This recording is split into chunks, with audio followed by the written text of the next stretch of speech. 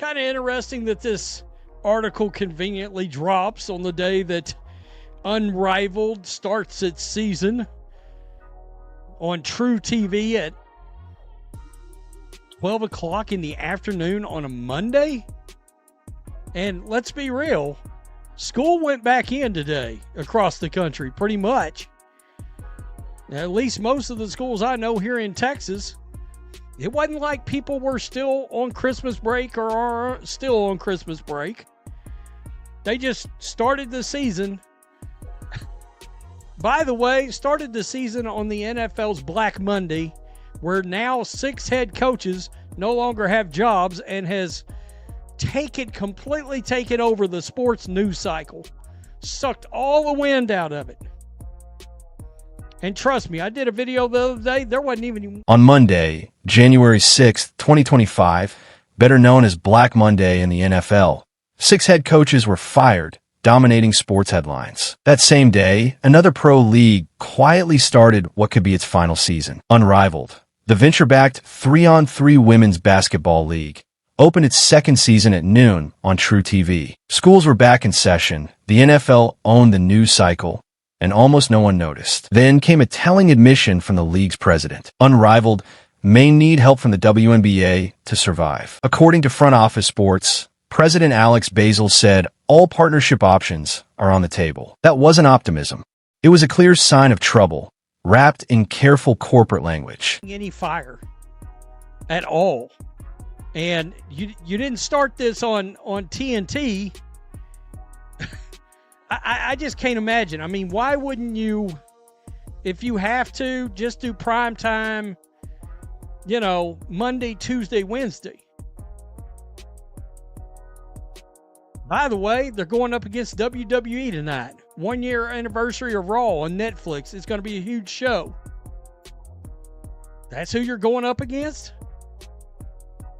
Along with the end. This is what makes the timing so damaging. Unrivaled isn't up against college basketball or even WNBA preseason coverage. They launched during WWE's heavily promoted 1-year anniversary of Raw on Netflix, while NFL coaching firings were flooding sports media and driving nonstop debate. Then came a decision that revealed just how serious the situation is. The league expanded its arena by only 150 seats, not 1,500, not 15,000. When adding 150 seats is treated like a win, that's not confidence. That's a league trying to manage a slow-moving crisis. Help to stay afloat.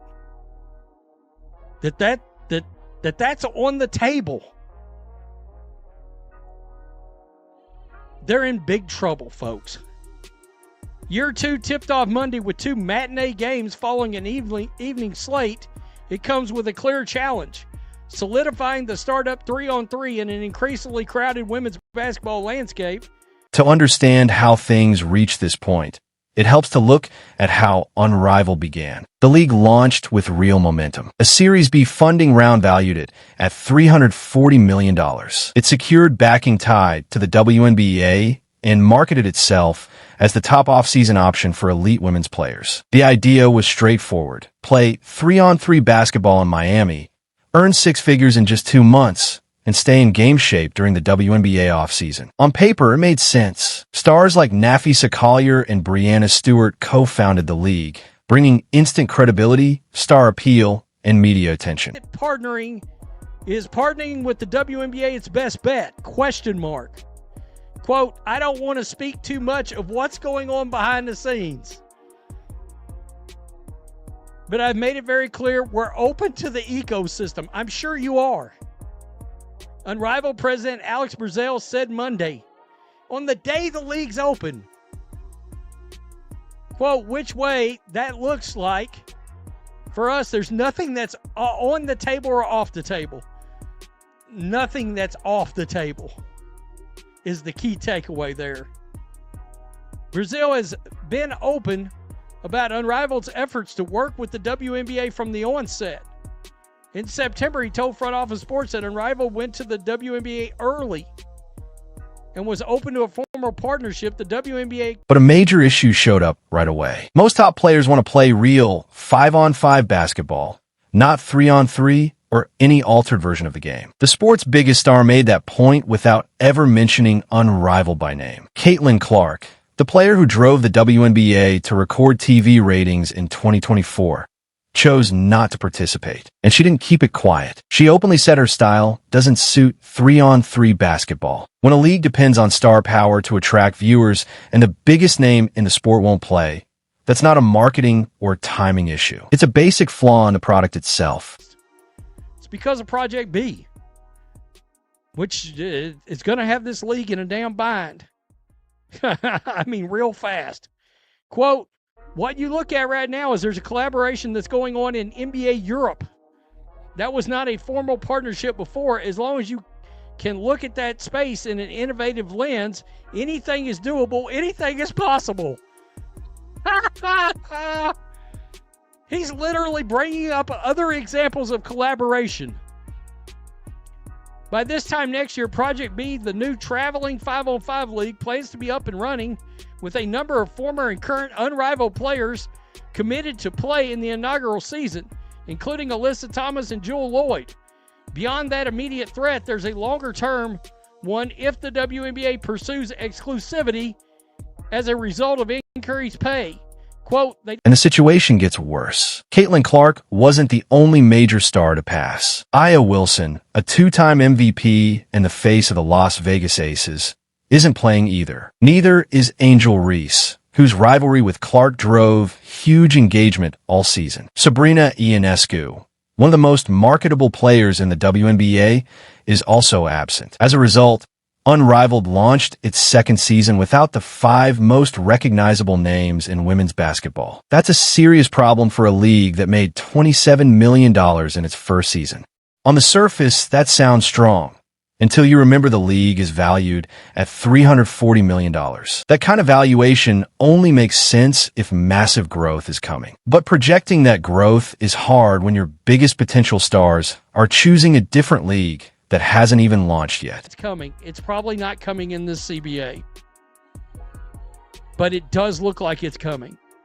That may be true, but there's a belief within WNBA circles that the league is still at least one collective bargaining agreement away from being able to offer salaries that warrant exclusivity.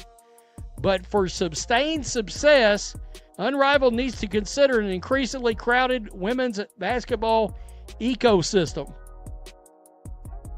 Now, it goes on to talk about the great, and I do mean the GOAT, David Stern, coming out and talking about why the WNBA was created. It was created as a league opposite to the NBA, purposely. So people would have basketball to watch when the NBA wasn't playing. It goes on to talk about the fact that the Unrivaled's got all this new money. Well, it's just investment money. All right, Series B investment valuing the league at $340 million. Following the inaugural season when the league banked more than $27 million in revenue, the league is trying to grow that number, selling more tickets in a small arena, increasing the capacity. This is the real threat, pushing Unrivaled's leadership to look to the WNBA for support. Project B is a new 5-on-5 traveling league set to launch around this time next year. It has already secured commitments from current Unrivaled players, including Alyssa Thomas and Jewel Lloyd. These aren't fringe names. They're stars playing an Unrivaled second season while openly signing on to a rival league. That's not normal competition. It's an exit already underway. When your own players are committing to a league that hasn't even launched yet, you're no longer fighting for market share. You're fighting to stay alive. And Project B offers what Unrivaled doesn't. Real 5-on-5, full-court basketball. The game players actually want to play, not a modified version built around smaller venues and shorter schedules. There were, even in this little arena, there were empty seats. Very visible on the television screen. This league is in a lot of trouble. A lot of trouble. Breanna Stewart, co-founder, when talking about Project B, honestly, I don't know. Talking about, are they considered a competitor? Project B has a lot that's still in the works until they're on the ground running. No, that's no shade to them or anything. It's just different. We're playing 3-on-3 in one city. It's 5-on-5 all over the place. Now let's look at what Alex Basil actually said, because his wording matters. Speaking to Front Office Sports, he said he didn't want to share too much about internal discussions, but made it clear the league is open to the ecosystem and that nothing is off the table. That's not the language of a league operating from a position of strength. That's the language of an organization searching for anything that might keep it afloat. And he went even further. Basil pointed to NBA Europe as an example of collaboration that existed before a formal partnership. By doing that, he was openly referencing other leagues' survival strategies as possible paths forward. There may, I guess, maybe there's going to be some basketball fans that are going to all come together to try to flood those two matinees. But I'm guessing the ratings for those two games are going to be sub 100,000 viewers. Is that a success? And I'm talking sub 100,000, maybe with the new methodology that's artificially pumping all these numbers up.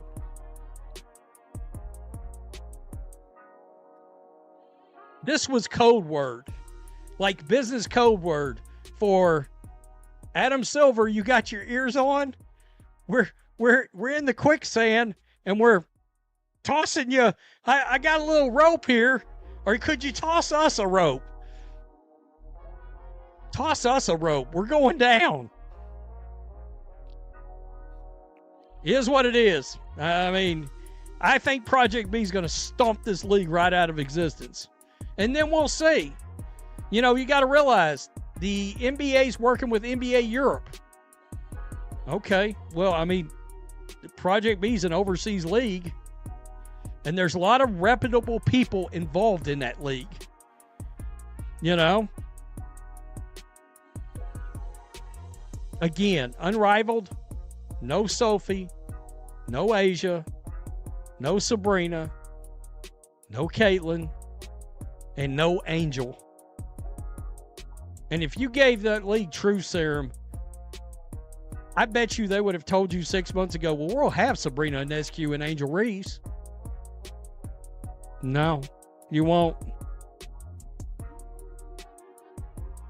This is where the business side gets especially interesting. Early on, Unrivaled approached the WNBA about a partnership. The WNBA declined. At the time, that made sense. Why would the league help support a 3-on-3 operation that competes for its players' time and energy during the offseason? Now, the landscape has shifted. The WNBA is negotiating a new collective bargaining agreement, and there are serious discussions about adding exclusivity clauses that would stop players from competing in other leagues during the offseason. That restriction doesn't exist in the current CBA, according to people familiar with the league, but it's clearly where things are headed. The WNBA may still be at least one CBA away from offering salaries high enough to justify exclusivity, but the direction is clear. That leaves Unrivaled in a tough spot. They can't compete with Project B on the product itself. 5-on-5 basketball will always be more appealing to players than 3-on-3. They also can't lock in the biggest stars, who are either choosing rest or waiting to see which league offers the best long-term opportunity. And looming over all of this is the possibility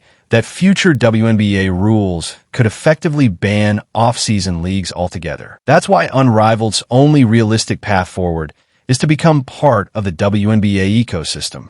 Not a rival, not an alternative, but a sanctioned off-season option, a developmental league, or some form of officially supported system. That's what nothing is off the table really means. It means accepting whatever deal keeps the league alive, and the warning signs are already visible. The season opener on Monday afternoon showed clear empty seats in an arena that holds just over 1,000 people. They couldn't sell it out. Online engagement has been muted. The excitement that fueled the first season has faded. Front Office Sports summed it up with a line that should worry every investor. The novelty of Unrivaled's inaugural season is gone. That's a devastating position for a league that's only finished one season. The novelty was supposed to carry Unrivaled through year 2 while real fan loyalty developed. Instead, they launched their second season at noon on a Monday, right in the middle of NFL Black Monday and WWE's major Netflix anniversary. That's not a strategy designed to grow an audience. That's a move made to meet broadcast obligations while hoping weak ratings go unnoticed. Look at the decisions that led here.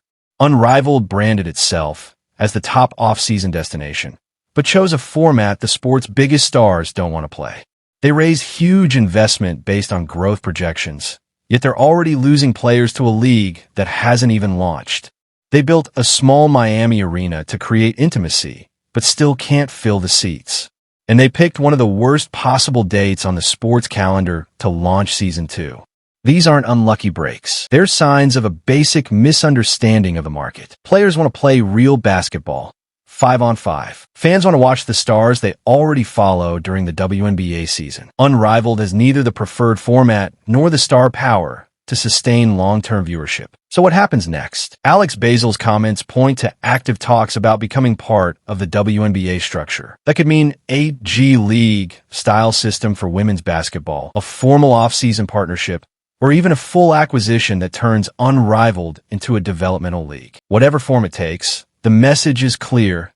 The current model isn't working. The choices have been made, and now the league is paying for them. What happens over the next few months will determine whether Unrivaled adapts or disappears. Watch closely. Will the WNBA respond to Unrivaled's overtures? Will Project be launched successfully with the stars Unrivaled couldn't secure? Will Unrivaled even make it to a third season? And if so, will it still stick to 3-on-3 or abandon the format that defined it? Right now, empty seats in a tiny arena, top players competing elsewhere, a new 5-on-5 league on the horizon, and a president openly saying nothing is off the table all signal one thing: desperation, not strength.